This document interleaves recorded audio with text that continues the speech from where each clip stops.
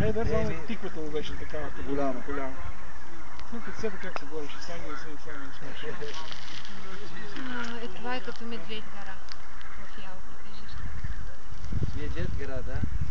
Скоро не ден даваха за Сочи. На мен прилича на Крокодил гара. Това хълмче, виж колко е интересно. След като ги построят за тези олимпийски игри, каквото е много затвор да правят. Казва, че няма човек, който да не е крадал там. Много яко. Вярно е. И да си продължават. По навик. Да. Така е. Ирка, виж това хълмче колко е интересно. Ще го снимам. Да изкорениш от психиката, от мозъци. Прилича на глава на делфин, само че тялото на там. Важно е, че ще построят моста между Крим и Кавказ. От Крим. През морето ли? Не, там има едно, това Севашки пролет, езеро Севаш, което е много солено.